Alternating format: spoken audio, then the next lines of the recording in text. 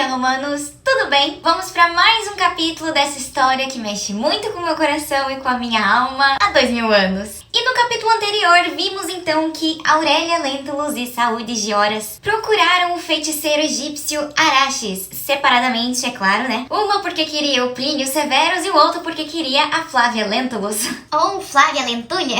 E Araxes revelou aos dois, né, que eles já tinham vivido todos juntos na Grécia antes de Cristo. E vivem agora todos juntos de novo em Roma pra deixar Plínio e Flávia ficarem juntos, né? Que era o que tinha que ter acontecido lá na Grécia. Deixar eles em paz, que não é pra cometer os mesmos erros do passado. E eles ouviram Araxes? Claro que não, né?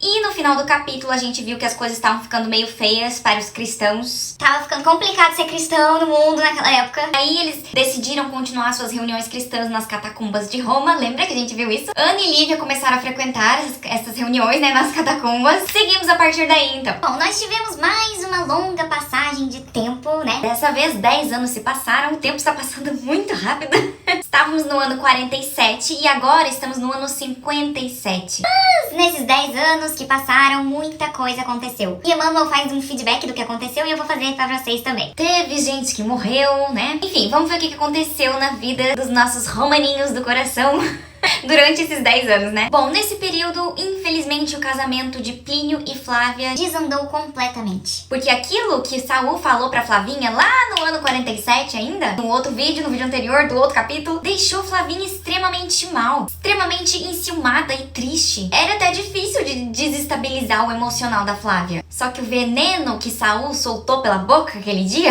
acabou afetando demais aquela bela romana. Lembra que eu falei que naquele mesmo dia, quando Plínio chegou em casa, ela já foi bem áspera com ele, sabe? Bem grossa com o marido. E esse não era o normal da Flávia. Mas ela agiu dessa forma porque ela já estava perturbada com o que o Saul tinha falado. E isso foi só piorando. Porque eles começaram a brigar, começaram a se desentender e Plínio começou a esfriar a cabeça desses atritos domésticos nas festas alucinantes de Roma. De novo, né, Plínio Severus? Voltou para aquela vida de festas, vinhos e mulheres que ele tinha, né, no começo, antes de se casar com Flávia. Porque agora estava chateado no casamento. Aí foi fazer essas coisas. Então, assim, Plínio Severus, né, que parecia que era honesto até então. Parecia que tinha se encontrado na vida, se endireitado na vida. Ali, né, do lado da sua esposa fiel e digna. Agora, ele caiu. Não era mais um marido honesto, né? Tava fazendo tudo de novo, frequentando as festas mais promíscuas nos circos romanos. E nisso, ele traía sua bela e doce esposa Flávia Lentulha. Ou Flávia Lentulus, né? Com várias mulheres romanas. Que também estavam nessa vida vazia e sem valor das festas de Roma. E Flavinha, claro, não merecia isso, né? Ela era perfeita. Não tem outra palavra pra se usar pra Flávia. Ela era realmente o símbolo de perfeição. Ela era o sonho de esposa de qualquer homem daquela época. Ela era uma moça digna, honesta, linda, por dentro e por fora. Ela merecia ter tido um casamento saudável, sabe? Ela tinha esse direito pelos seus elevados dotes do coração. E nisso, né, nessas traições todas de Plínio, ela desabafava bastante com a Calpurnia, né? E com seu pai, o Públio. E como essa épocazinha em que eles viviam não permitia separações, pelo menos não oficial, né? Casou era pra sempre. A não ser que fosse assim, né? Separação entre eles, tipo do Públio e da Lívia, né? Só dentro de casa, né? Não existia separação oficial. Aí, Publito dava uns conselhos que, pelo amor de Deus... Ele falava, calma filha, você tem que ser forte, tem que tolerar. Quando o marido se perde assim nessas paixões desventuradas, às vezes basta uma lágrima da esposa, tipo um choro da mulher, pra que a paz do casamento volte a brilhar. Ai, gente, Públio e seus conselhos, né? Calma, gente, era outra época, outros tempos. Aí, beleza, né? O tempo passou mais um pouco e ainda antes do ano 50, lá pelo ano 49 por aí, foi embora deste mundo Salvio Lentulus. Acredito que ele morreu por conta do tempo mesmo, né, de velhice, assim. Que ele já era mais velho que todo mundo e um dia iria desencarnar mesmo, né? Bom, então o tio do Públio foi o primeiro a morrer neste capítulo, né? Porque são 4 pessoas que morrem neste capítulo. Ele foi o primeiro, então. Mas... foi uma honra, Salvio Lentulus. Você era uma pessoa boa, não merecia de forma alguma Fúvia como esposa, né? Você era calmo, paciente, digno, honesto, do bem. Trabalhou a vida inteira pro império, sempre se esforçando, sempre sendo muito dedicado e sem ter o devido reconhecimento que merecia. O integrante mais antigo da família Lentulus, o tio do Públio, o pai da Aurélia. Eu sempre vou reforçar a teoria de que se a Aurélia tivesse sido criada só por você, você, Salvio Lentulus. Ela teria sido uma pessoa boa, ou pelo menos melhor do que foi, né? Mas, de qualquer forma, obrigada e até a próxima. Foi uma honra, Salvio Lentulus. Bom, voltando pra história então, né? O velório de Salvio juntou todo mundo de novo, né? Igual foi o velório de Flamínio, por causa ali das mesmas formalidades da época. Mas sempre quando juntava todo mundo, dava confusão, né? Não, brincadeira. Mas sempre alguma coisa acontecia. E neste evento não seria diferente. Teve um momento lá no velório que Aurélia e Plínio estavam conversando sozinhos. Depois de muito tempo, né? Que eles não se viram, que cada um tinha seguido sua vida. E foi nesse momento que Aurélia aproveitou para jogar os seus encantos para Plínio Severus. Bastou só um encontro deles pessoalmente, né? Depois de 2 anos ali do casamento deles com outras pessoas, para que Plínio Severus restabelecesse o laço afetivo que ele tinha com a Aurélia antes. Laço esse que o amor puro e verdadeiro da Flavinha tinha destruído já. Mas que agora, com Plínio já há algum tempo no mau caminho, né? Com aquelas suas outras amantes romanas, agora ficou mais fácil, né? Pra ele ter mais e mais desvios morais. Agora se envolvendo de vez com a prima da sua esposa. Aquele amor violento e sem pureza que ele tinha no passado. Retomado agora no velório de Salvio Lentulus. Gente, a Aurélia não respeitava nem a morte do próprio pai, né? Bom, ela nem ligou pro que o Araxes disse há alguns anos atrás. Que não era pra ela fazer isso, não era pra ela seguir esse caminho. Pois é, né? E não demorou muito para os dois serem vistos juntos De novo. pelos teatros, pelos circos, pelas grandes reuniões esportivas que tinha na época, né? Ainda não tinham nenhum pingo de vergonha na cara, gente. Eles não estavam nem aí pelo jeito de serem vistos juntos. Os dois casados com outras pessoas e saindo juntos, assim, como se eles fossem um casal. Meu Deus, que absurdo. Isso é absurdo até pro século XXI. E nisso, Flavinha vivia dores terríveis na alma, né? Sabendo dessas coisas. Ela chegava até a se arrepender daquele ciúme lá que ela teve lá no início do casamento, graças às palavras venenosas de Saul, né? Ela pensava que aqueles ciúmes injustificáveis teria sido o motivo pra que Plínio caísse nessa vida promíscua, sabe? Tadinha, de alguma forma ela ainda se culpava pelas coisas que Plínio fazia. Ela achava que a culpa era dela, do marido ser infiel. E que é um absurdo, porque a culpa era completamente de Plínio. Ele tem o livre-arbítrio dele. A culpa, né, da infidelidade de um casamento ou de qualquer relação é de quem foi infiel, que a pessoa tem o seu livre-arbítrio. Ela escolheu ser infiel. Não existe justificativa pra traição. Bom, passou mais algum tempo. Falei que o tempo estava passando rápido. E lá pelo ano 51, 2 anos depois, né, da morte de Salvio Lentulus, a nossa pioneira da maldade dessa história, Fúvia Prócula, começou a ficar muito doente. Segundo o Emmanuel, né, acho que era até um tipo de câncer que ela tinha. Como na época não tinha diagnóstico, nem tratamento, nada, é como se ela começasse a apodrecer em vida. E além do fato também dela adquirir sérias perturbações mentais. Fúvia se desviou muito nessa vida, né? E acredito que em outras vidas antes dessa também. Ali, né, sofrendo com as suas dores intermináveis, seus surtos mentais, é como se ela estivesse colhendo boa parte dos frutos de todo o mal que ela fez. Até porque ela ficou nessa situação de dor e sofrimento e alucinações durante 2 anos. Gente,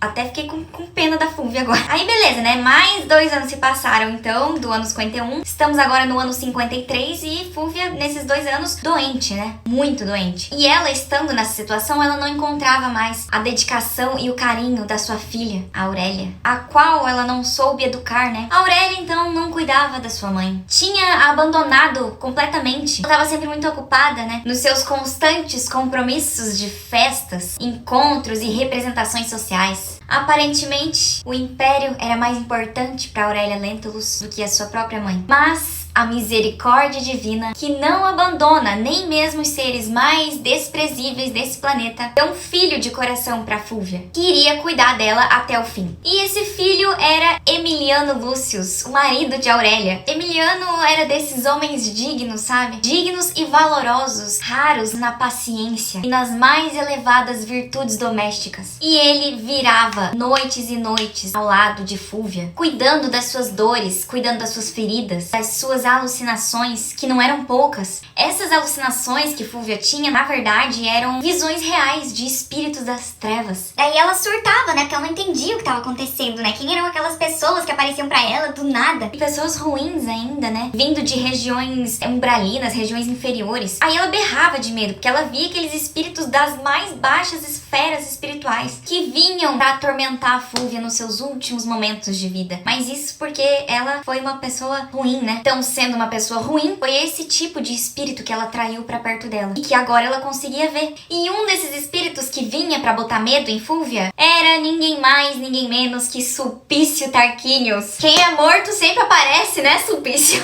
Pois é, né? Fúvia ajudou a acabar com a encarnação de Sulpício, levando ele, né, pra uma série de desvios. E agora ele meio que queria se vingar, né? Só tava esperando Fúvia morrer pra levá-la junto com ele. Que agora era ele que iria levá-la ao mundo das trevas, literalmente. E já nos seus últimos dias de vida, Fúvia e Emiliano têm uma conversa bem interessante. Ela fala assim: Emiliano, este quarto está cheio de seres tenebrosos. E eu não sei se você chegou a conhecer o grande liquitor de Pôncio Pilatos, Sulpício Tarquinius. E ele tá aqui, veio das trevas, me atormentar agora, Emiliano. E ele chega com uma legião de espíritos trevosos também. Isso aqui tá horrível, Emiliano. E Emiliano, com toda a bondade que tinha no coração, fala pra ela: acalma-te, minha mãe. Já tratava ela como uma mãe, ela o tratava já como um filho. Temos que ter confiança na bondade infinita dos deuses. Aí Fúvia faz um escândalo, né? Ai, eu não acredito nos deuses. Aí ela falando pros espíritos: eu tenho um filho aqui do meu lado que me protege. Fúvia desesperada, berrando, né? E com dor também, né? Da doença dela. Enfim, Fúvia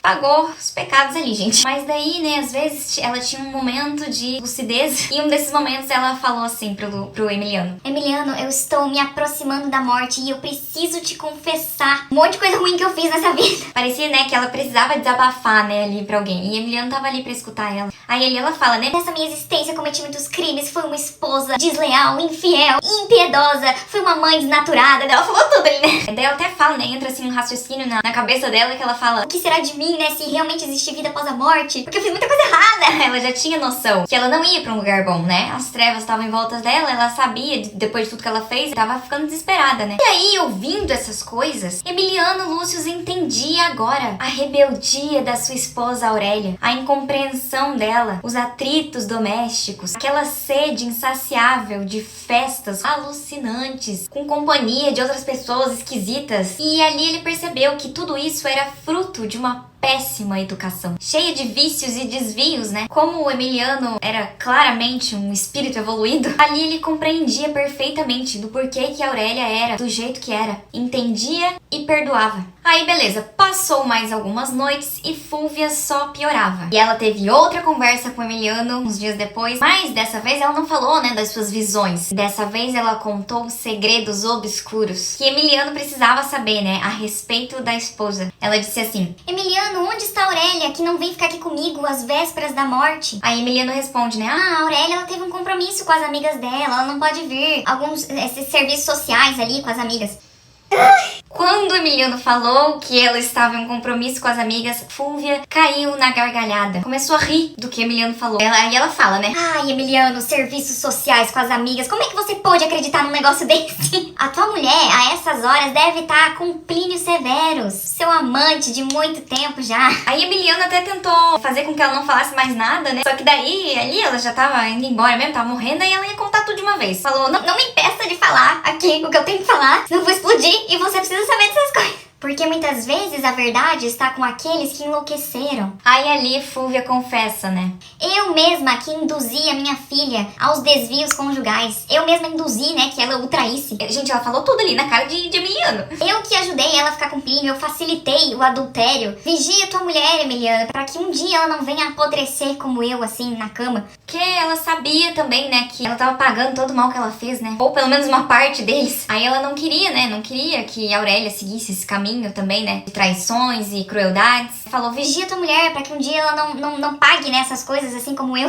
E nisso, com essas revelações, Emiliano ficou boquiaberto. Ele não tava acreditando no que ele tava ouvindo, gente. Aquilo era tão absurdo que ele ficou com dúvidas. Ele achou que fosse só mais um delírio de Fúvia, né? Mas daí nisso, Fúvia continuou falando. Ela já tava indo embora, gente. Ela ia contar tudo agora. E a Aurélia? Por onde anda a Aurélia? Por que ela não vem me visitar? Por onde anda minha filha criminosa e infiel? E aí, logo depois, ela fala pra Emiliano: amanhã, meu filho, eu vou te contar mais alguns segredos obscuros dessa nossa existência desventurada. Só que bem quando Fúvia falou isso, alguém estava passando ali no corredor da casa, entrou num quarto do lado e ouviu essa última frase da Fúvia, que ela ia contar todos os segredos obscuros da vida dela e da Aurélia. E essa pessoa é ninguém mais, ninguém menos que a própria Aurélia Lentulus, que por sinal estava voltando de mais uma festa alucinante de Roma. Pra variar, né? Onde o vinho e os prazeres mundanos haviam jorrado com abundância. Aí Aurélia não chegou a escutar o que Fúvia tinha falado antes, né? Que ela traía Emiliano com Plínio. A Aurélia não escutou essa parte. Ela só ouviu aquela parte que a mãe ia falar os segredos todos, né? Como Fúvia já tinha contado pra Emiliano da traição, ela ia falar outra coisa. Eu acredito... Isso não tá nos livros nem nos áudios, mas eu acredito que ela ia contar pra Emiliano que a Aurélia tinha comprado veneno pra envenenar a Flavinha. Eu acredito que seria isso, pelo menos uma das coisas que Fúvia ia falar, né? Daqueles segredos obscuros ali que ela tinha pra contar. Porque ela já tinha falado da traição, então eram outras coisas que ela ia revelar. Mas daí a Aurélia, né, ficou desesperada ali quando viu aquela frase, pensando que ela ia abrir a boca e contar tudo pra Emiliano. Mal sabia ela que já tinha contado a traição, Emiliano que não tava acreditando muito. Daí ela, meu Deus, tem que fazer alguma coisa, o que essa velha vai falar, meu Deus? Aí a Aurélia, como não é boba nem nada, né, rapidamente troca de roupa, tira os trajes, né, da festa, a roupa da festa, e coloca uma roupa de casa, comportada, normal, né, só pra fingir que era uma moça honesta. E ela logo entra no quarto onde estava sua mãe e sentou ali na cama com a mãezinha dela, bem falsa, né. Ficou fazendo carinho na Fúvia, bem fingidamente. Aí nisso a Aurelita fala, né, mãe, o que é isso? Estás cansada? Precisa se repousar um pouco. Aí nisso o Emiliano Lúcio sai do quarto e deixa esse momento mãe e filha, né? Ai, pra quê? Aí a Aurélia aproveita que estava sozinha com sua mãe e pergunta: você quer uma dose do calmante pro repouso preciso? Aí Fúvia, né, não conseguindo nem falar, fez que sim com a cabeça. E lá foi a Aurélia pegar o calmante. Só que daí ela retirou de uma das suas cômodas um frasco de veneno e despejou algumas gotas ali na taça de sedativo. E enquanto ela despejava, ela falava pra si mesma: sim, porque um segredo é sempre um segredo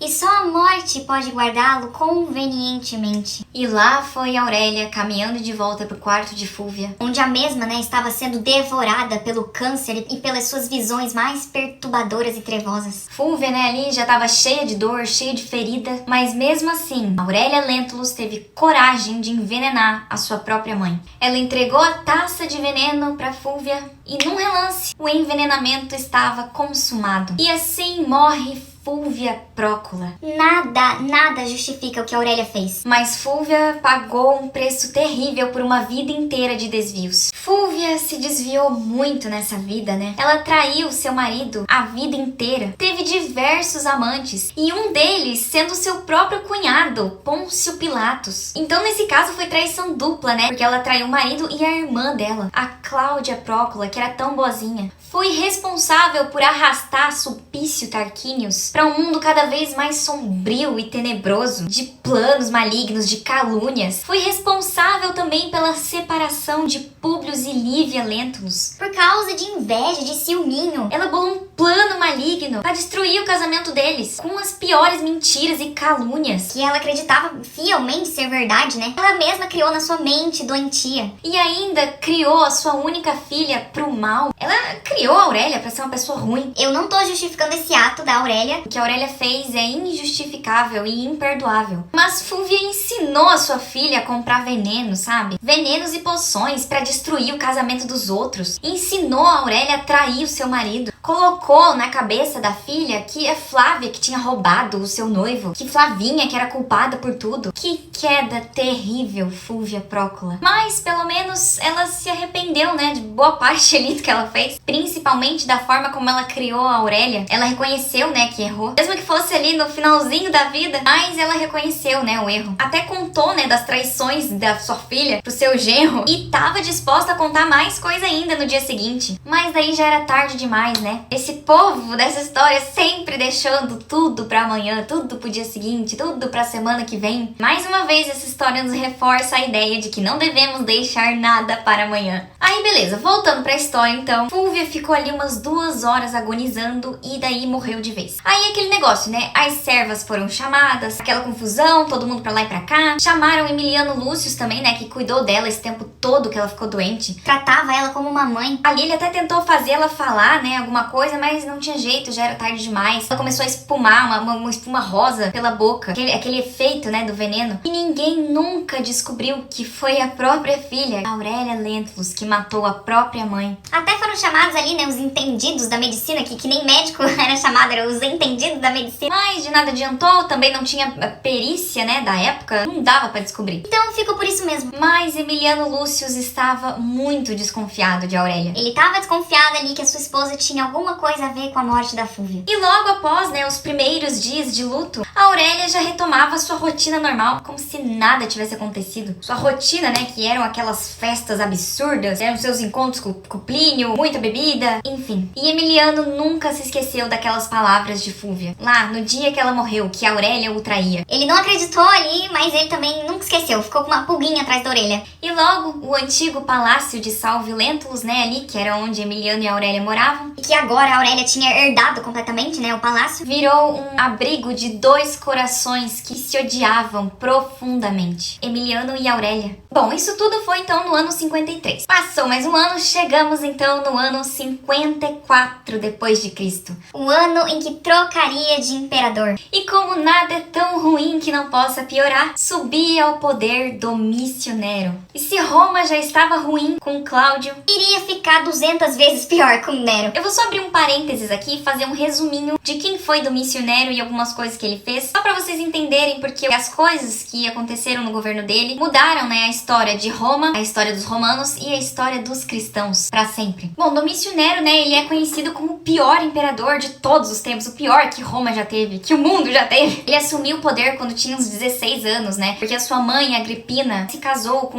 o imperador Cláudio e ela também era muito ruim, ela também, né, meio que criou o filho dela ali pra ser ruim também. E devido à influência ali, né, de Agripina, Ela tinha muito poder, né? Uma mulher na época geralmente não tinha, mas ela tinha. Cláudio ali, o imperador Cláudio, deu muito poder, né, pra sua esposa Agripina. Enfim, ela tinha muita influência e ela conseguiu fazer com que Nero subisse ao poder. envenenando seu marido Cláudio. Pois é, ela também era bem ruim, né? Ela já tinha poder, mas ela achou que com o filho dela subindo ao poder, ela teria mais poder ainda, né? Que foi ao contrário, porque assim, os dois daí queriam o poder, e daí Nero foi tirando cada vez mais sua mãe do poder conforme ele foi crescendo, né? E aí ela até tentou tirar o próprio filho do poder, fazendo um plano ali com os britânicos também é citado na história. Britânicos era filho legítimo do Cláudio, e Nero não era filho legítimo dele, né? Cláudio era só o padrasto dele. Aí o britânicos tinha até mais poder, né? Até mais chance de ser imperador. Mas daí Nero, né, acabou também envenenando britânicos. Esse povo adorava um veneno, né? Pra não ter chance de tirar ele do poder, depois ele mandou matar sua própria mãe também. Fez inúmeras coisas erradas, terríveis, crimes e mais crimes aconteciam todos os dias no governo de Nero. Ele matou as esposas que ele teve. Ele fez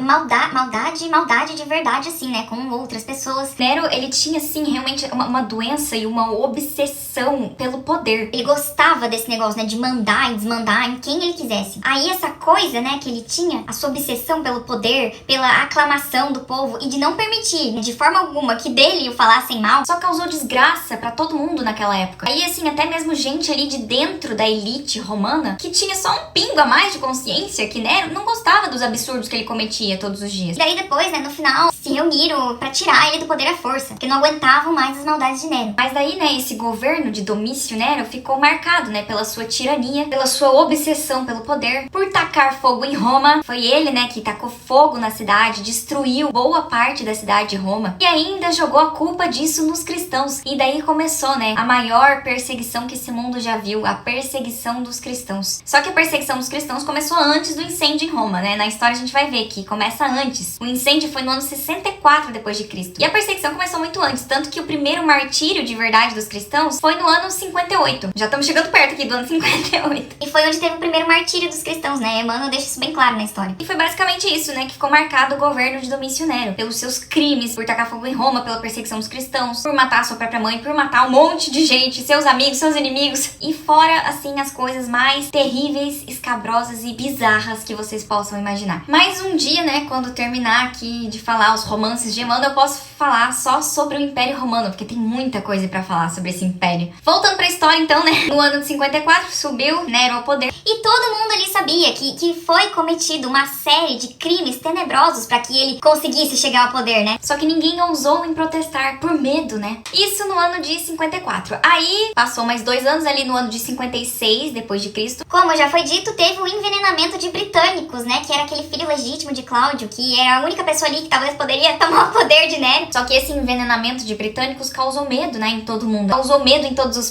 triste os romanos. A elite romana estava assustada. Porque mataram envenenado o filho do antigo imperador ali. Imagino que podem fazer com todo mundo. E como esse Britânicos era muito amigo de Emiliano Lúcius, ele não se conformava, né, com esse envenenamento, esse assassinato do seu amigo, assim, de uma hora pra outra. Ele ficou extremamente triste, mais do que já era, né? Emiliano carregava uma tristeza no coração. Pela esposa, né, ser do jeito que ela era. E Emiliano foi uma das pessoas de excelente caráter que ficou contra esse governo. A sua indignação com o assassinato, né, do seu amigo Britânicos fez com que ele e outras pessoas se manifestassem contra esse governo de Nero. Mas, né, essa revolta deles contra o governo fez também com que inúmeras pessoas que trabalhavam pro imperador ficassem de olho nele, ficassem vigiando cada passo de Emiliano. Emiliano tava pra ser banido, exilado de Roma. Tava ali pra perder seu emprego, pra ser preso, ser morto, sei lá. Ele tava sendo muito vigiado, né? Porque ele foi contra o governo. Aí, com toda essa perseguição, ele foi se afastando cada vez mais, né? Ali do império, daquela gente, de tudo mais. Ele foi ficando cada vez mais triste com tudo que vinha acontecendo nesses últimos tempos, né? E um dia, quando ele estava péssimo e foi pra casa mais cedo, ele notou que o quarto da sua esposa Aurélia tava com umas vozes estranhas, umas conversas paralelas. E quando ele foi até lá, ele não entrou, ele ficou na porta olhando, tá? Ele viu que a Aurélia estava com Plínio Severus e os dois estavam rindo, se divertindo, se embriagando com vinho. Ali, né, em cima da cama, num ambiente sagrado do casamento, sagrado do lar. E vendo aquela cena, Emiliano Lúcius sentiu uma pontada tão grande no coração e sentiu uma dor imensurável, como jamais tinha sentido antes. E ali ele viu que Fulvio estava certo o tempo inteiro. Que não era só delírio da Fúvia. Emiliano até pensou em chamar Plínio ao campo de honra, assim, né? Ao campo de honra, assim, pra morrer. Porque antigamente tinha muito disso, né? Se pegasse traindo, podia matar. Acho que ele podia matar os dois ali, né? Se ele quisesse, pra limpar a honra. Tava até dentro da lei um negócio desse. E ele até pensou em chamar Plínio ali pra uma batalha. Ou matar ele ali mesmo. Mas daí também ele parou e pensou que a Aurélia não valia isso tudo. Não valia esse sacrifício. Ela não merecia que ele sujasse as suas mãos. Afinal, ela não valia nem o chão que pisava. Aí depois, né, de pensar, Ah, não, a Aurélia não merece que eu suje as minhas mãos por ela. Aí Emiliano saiu do quarto, né? Ele já estava ali numa tristeza profunda. Há muito tempo já, há anos já ele tava triste desse jeito. Acredito que ele tava, né, com depressão. E com o passar do tempo foi só piorando, né? Ele tava com nojo de tudo o que se referia à sua época. Com nojo a tudo o que se referia àquele tempo. Com nojo de todas as coisas erradas que aconteciam e que a maioria das pessoas achavam normal. Tava tão normalizado as promiscuidades, as crueldades, as injustiças. Falando assim, parece até nos nossos tempos de hoje, né? Aqui, né, o início do século XXI tá bem parecido com a Roma do século I. Um dia eu tava vendo uma palestra do Haroldo Dutra Dias e ele falou que hoje o mundo está mergulhado no mesmo terreno trevoso, promíscuo e cruel que Roma estava mergulhado naquele tempo. Deve ser porque é época de transição, né? Aí o mundo tá meio doido assim. Mas é muito triste, né? Pensar que 20 séculos depois não era pra estar da mesma forma que antes. Mas enfim, aí com toda essa dor que Emiliano tava sentindo, né, com tudo que tava acontecendo, esse governo terrível de Domício Nero, as perseguições, né, que ele tava tendo, e agora vendo aquela cena terrível, traição da sua esposa, isso foi a gota d'água pra ele. O nobre oficial foi até o gabinete, que era o antigo gabinete de Salvio Lentulus, O escritório de Salvio. agora era o escritório dele, e ali, com as suas dores, ele abriu um armário, onde tinham alguns frascos de venenos. Ele colocou o veneno na taça, e ali, no auge do seu desespero, pensando na traição da sua esposa, nas ameaças que ele recebia do governo de Nero, né, de banimento, de morte, disso, daquilo, ele, num relance, sem que os amigos espirituais pudessem tirar essa ideia da cabeça dele, ele tomou o veneno e morreu ali mesmo. É uma pena, Emiliano, que você tenha feito isso. Por mais dores que alguém tenha na vida, você tem que ter a certeza de que tudo passa. Tudo é passageiro. Essa dor vai passar. E os responsáveis por te causar essa dor vão pagar por isso. Jesus está com você em todos os momentos da sua vida. Não existe mal que dure para sempre. E esse foi o fim, né, de Emiliano Lúcius. Trágico e triste. Mas, pelo menos, Emiliano, você foi uma pessoa boa, né? Não foi que nem a Fúvia, né, que sabia que tinha feito um monte de coisa errada na vida. Você foi uma pessoa extraordinária nessa vida, Emiliano. Você se manteve, né, um um homem bom, digno e honesto, mesmo diante de tanta maldade, de tanta coisa errada, tanta injustiça, tanta coisa tenebrosa e horrível acontecendo ao mesmo tempo, mesmo sofrendo perseguições, ameaças, você nunca se alinhou ao mal, você nunca fez aliança com o mal, você se manteve do lado certo da história, né, do lado do bem. Um homem com um caráter excepcional, cuidou de Fúvia até o fim, como se fosse a sua própria mãe ali. E mesmo tendo a oportunidade de matar o Plínio naquele momento, você escolheu não fazer isso. Mesmo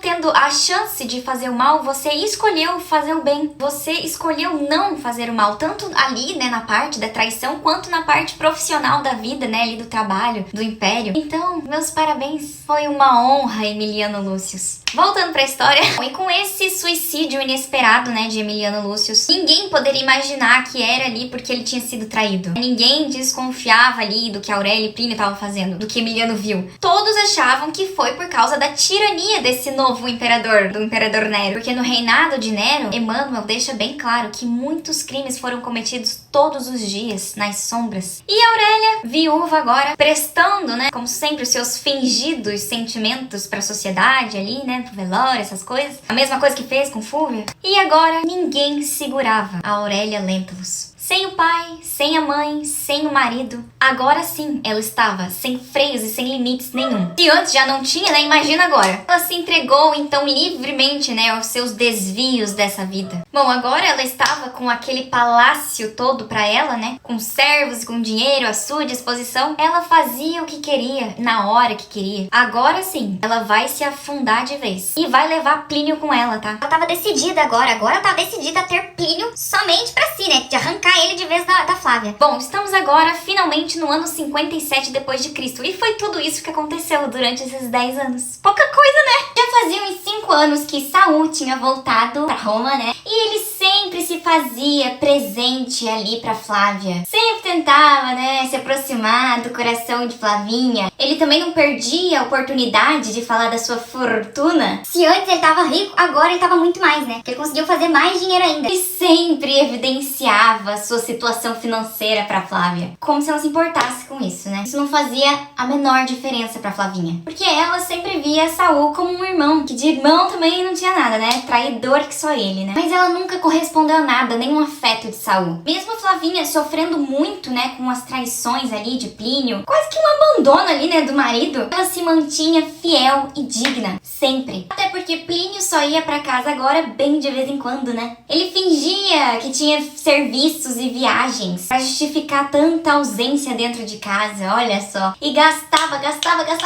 horrores o dinheiro da família. E ele nem se dava conta que já tava se arruinando cada vez mais. Deixando toda a sua família no esgotamento de todos os recursos. De vez em quando ele ficava ali com a sua esposa Flávia. Mas as perdições do mundo já eram muito grandes no seu coração. Dentro, no íntimo de Plínio, ele desejava, né, voltar pro lar. Voltar pra aquela vida carinhosa e tranquila, né, que ele tinha ao lado da Flavinha. Mas a perdição de Roma naquela época falava mais alto, né? Os vinhos, as festas, as mulheres já faziam parte da sua vida vazia. E nisso ele ficava pulando de galho em galho, né? Um momento ele ficava com a esposa, a Flávia, daí ele se estressava com ela e voltava de novo pela milésima vez pros braços da Aurelita, como se ele tivesse dividido realmente entre o bem e o mal, né? E ali, nesse mesmo ano 57, a saúde de Calpurnia Severus foi fortemente abalada. Teve que ficar de cama, né? Ela já tava muito fraca. E essa situação serviu pra reunir a família toda de novo. E isso inclui até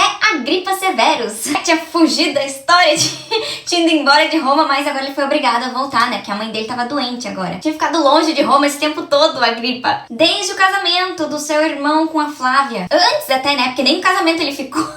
E ali, quando ele reencontrou Flavinha, depois de tanto tempo, né, sem vê-la, é como se tivesse reativado, sabe, aquela paixão que ele tinha por ela. E claro, né, ele viu toda a situação de como tava o casamento dela com Plínio, e viu que Plínio tinha praticamente abandonado a esposa, né, que traía ela sempre. E vendo toda essa situação, ele até pensou em se declarar pra Flavinha, né. Pensou em se declarar pra ela de vez ali. Mas Agripa era, acima de tudo, uma pessoa boa, né. Agripa tinha caráter. Coisa que metade dos personagens aqui não tem. Ele tinha muito respeito por Flavinha. Ele respeitou a decisão dela de ter escolhido seu irmão Plínio. E nunca se declarava pra ela. Por mais que ele quisesse, ele não fazia isso. Mas às vezes, né, de vez em quando, com uma melhor ou outra ali de Calpurnia, Agripa convidava a Flavinha pra sair um pouco, né, se divertir. Não naquelas festas absurdas, né? Que Flavinha jamais frequentou esse tipo de lugar. Mas ele chamava, assim, pra lugares mais tranquilos, né? Mais normais do que aquela perdição, aquela promiscuidade toda. de umas festas aí, né? Que certas pessoas frequentavam.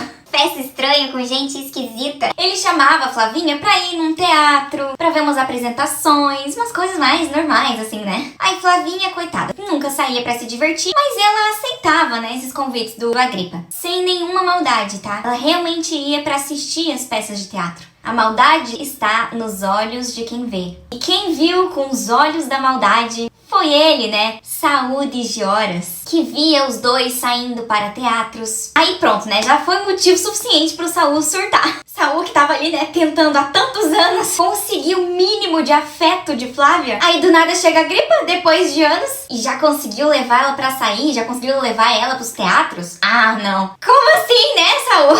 Aí Saul surtou, né? Foi lá ele envenenar Plínio Severus. Porque na cabeça doentia de Saul já tava rolando alguma coisa, né? Entre Flávia e Agripa. Aí lá foi ele contar tudo pra Plínio, né? Daquele jeito venenoso que Saul fazia. E Plínio Severus, apesar de ser o marido da Flávia, era o último que podia falar alguma coisa sobre isso, né? Ele não tinha moral nenhuma pra falar. Afinal, ele tinha praticamente abandonado o lar, abandonado a esposa, abandonado o casamento, abandonado tudo. Fora que ele gastava a rodo, né? O dinheiro da família. Ficava mais com a amante do que com a esposa. Então ele não tinha o direito de falar nada, né? Mas Plínio Severus era daqueles homens que pensava: eu posso fazer tudo e minha mulher não pode fazer nada. Ele se dava, né, toda a liberdade do mundo de fazer tudo o que queria, a hora que queria, sair com quem quisesse, de ir pro lugar que ele quisesse. Mas ai de Flavinha se fizesse o mesmo. Ai, que absurdo, Plínio, meu Deus.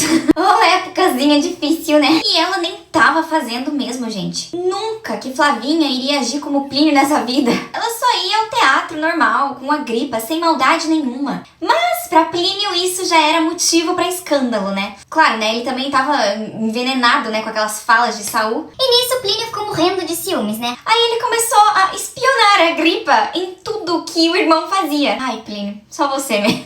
Chegamos então ao fatídico ano 58 depois de Cristo. E se preparem, romanos, porque esse ano 58 será o mais triste da história. Um monte de coisa acontecerá nesse ano 58. Só tragédia, tá? Só coisa triste.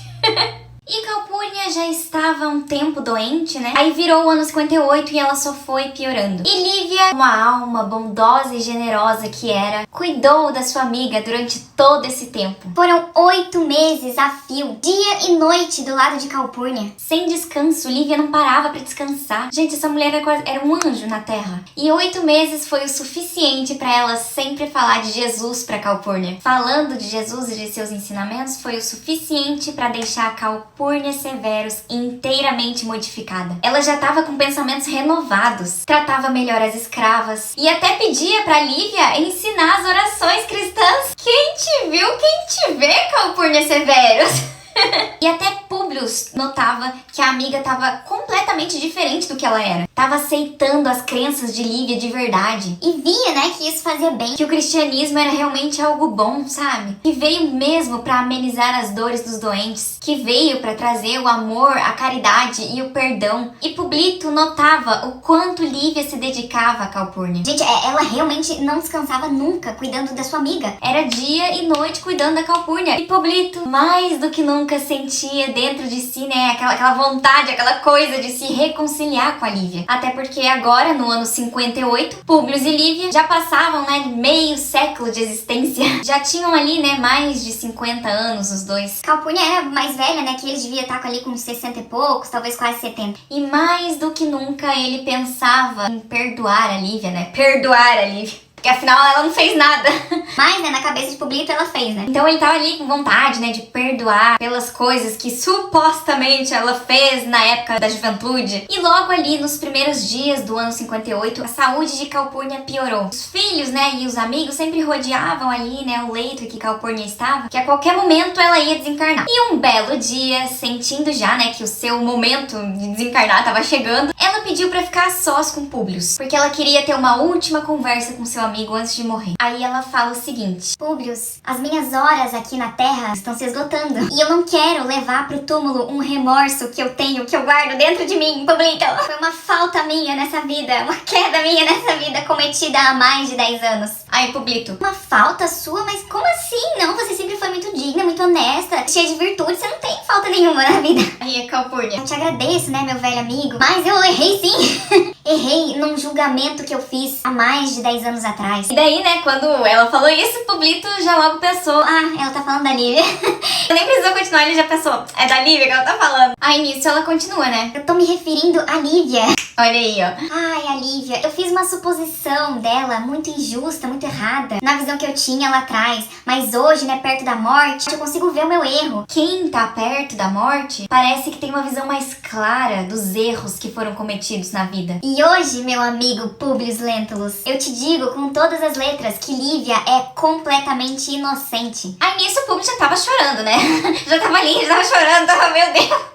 Ali Publius ficou feliz, né, de ouvir isso da amiga. Afinal, parecia, né, que ele tinha essa certeza dentro dele, mas ele precisava ouvir, né? Precisava ouvir de uma amiga assim com a Calpurnia. Mas era uma coisa que ele queria ouvir há muitos anos atrás, né? Mas pelo menos agora, Ah, não, agora eu tenho certeza absoluta, ela é inocente. agora, né, Publius? No fundo ele sabia que ela era inocente esse tempo todo, mas o orgulho romano não deixava, né, ele se aproximar da esposa. E nisso Calpurnia continua, né? A verdade, porém, meu amigo, é que desde aquela noite que você me pediu a opinião, né, Da Lívia, lembram? que você me pediu a opinião sobre a Lívia, eu sinto um espinho dentro de mim de uma dúvida cruel. Lívia sempre foi minha melhor amiga e eu meio que contribuí, né, pra infelicidade dela. E desde então eu vou no templo, fico rezando pros deuses pra eles me darem uma luz, uma explicação pra dizer se realmente Lívia é inocente. Durante todo esse tempo, né, 11 anos, eu fiquei rezando pra que o céu me desse alguma revelação, né, ali a respeito da Lívia. E só hoje eu tive a resposta das minhas orações. Porque hoje, Publius, eu vi a imagem de Flamínio, meu marido, nesse quarto. Isso, Publito chorando horrores, né? Escutando tudo e chorando horrores. Ela fala, né, que Flamínio avisou pra ela que daqui a 2 dias ela iria desencarnar. Ela perguntou pra Flamínio sobre a dúvida cruel, né, que ela tinha guardado dentro dela sobre a Lívia. E a resposta de Flamínio Severus, já em espírito, foi assim: Calpurnia, você duvidou daquela em que você deveria amar e proteger como uma filha, sabe? Porque Lívia é uma criatura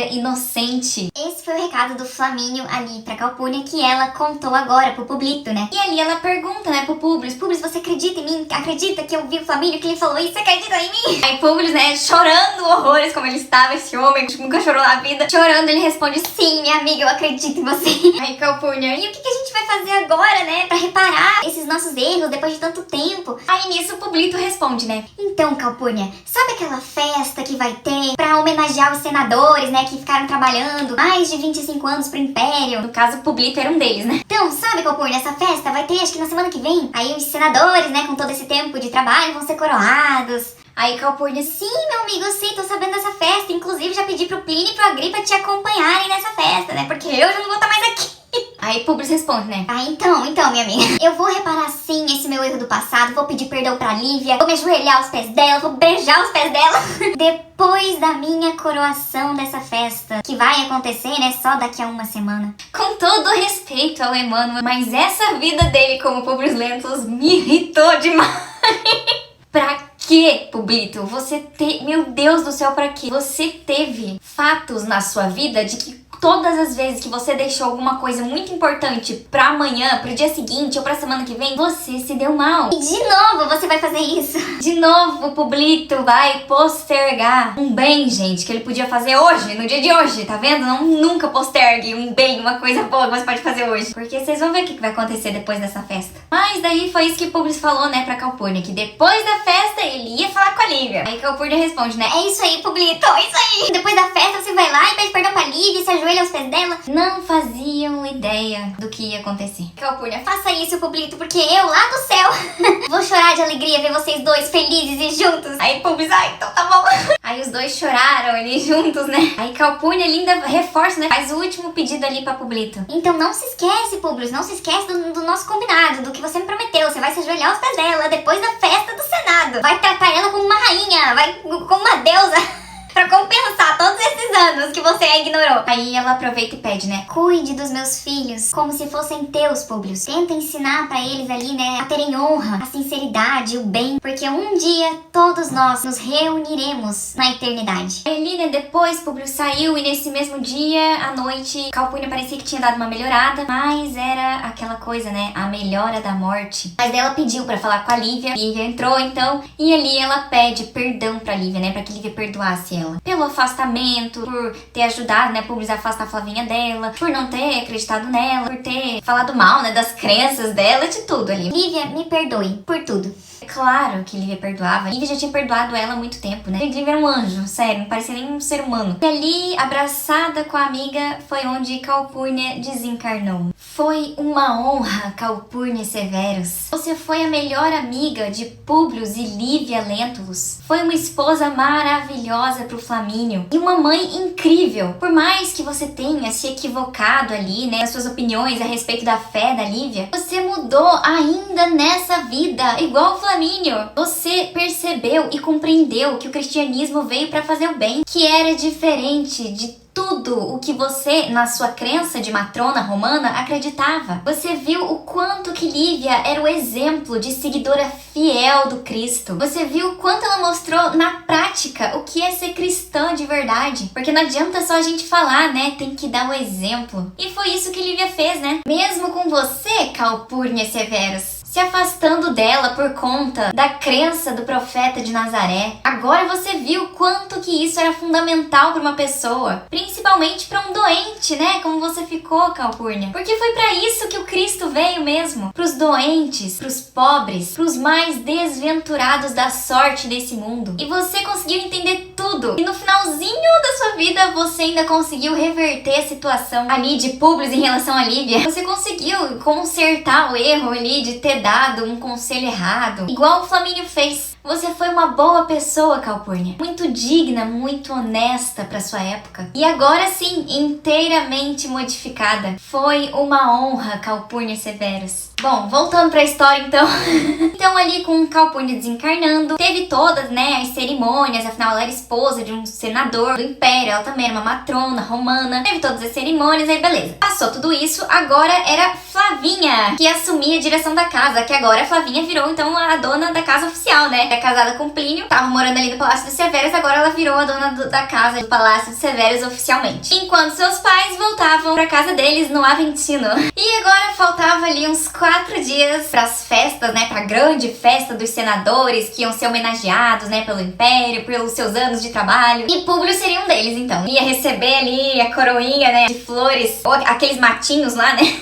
Aquelas coisas do Império Romano. E ele só pensando, né? Depois da festa, eu vou me ajoelhar aos pés da Lívia, tratar ela como uma rainha, pedir perdão, não sei o que, não sei o que. Afinal, eram 25 anos que eles estavam separados. E ali, faltando uns 3 dias pra festa, Publius, né, já com aquela ansiedade a mil, querendo se ajoelhar aos pés da Lívia. Ele foi lá, né, no quartinho onde Lívia passou esses anos todos separado dele. Mas daí ele foi lá e escutou da porta ela cantando aquela música. Lembra daquela música lá do início da história que ele tinha feito pra ela há muitos e muitos anos atrás? A música Alma Gêmea de Minha Alma. Essa beldade aqui, ó. Aí ele começou a chorar ali, né, comovido na porta, mas tinha que ter pedido perdão ali. Esse era o momento de pedir perdão, não ter esperado a festa, né, depois da festa ainda. Mas daí Lívia, né, no seu canto sozinha, cantava essa música que um dia, há muito tempo, seu marido tinha feito pra ela. Aí nisso, né, Publius ouvindo, ele falou pra si mesmo: espera, Lívia, que daqui a uns 2, 3 dias, depois da festa do Senado, eu vou te provar que você foi a luz da minha vida inteira. Aí ele saiu. Só que daí, ali, no quarto de Lívia aparece Simeão pra ela com um recado assim: Filha, já estamos nas vésperas da sua desencarnação. Então eleva o pensamento a Jesus, porque não tá longe da tua gloriosa entrada no reino do nosso Pai. Aí Lívia, né, cheia de esperança, de fé, guardou com carinho aquelas palavras de Simeão. Ou seja, gente, estava perto da Lívia desencarnar. E Simeão, como sempre, foi avisar ela, né, que estava chegando a hora. Então é isso, romanos! Eu espero muito que vocês tenham gostado. Não se esqueçam de se inscrever no canal e deixar o like, que isso me ajuda muito. E essa história, gente, não tem como, né? É pra doer o coração mesmo, né? É pra chorar. E o próximo capítulo se chama Nas Catacumbas da Fé e no Circo do Martírio. Não vou falar nada, não vou dar nenhum spoiler do próximo capítulo. Só vou aguardar as lágrimas de vocês mesmo. Um beijo, romanos, e tchau!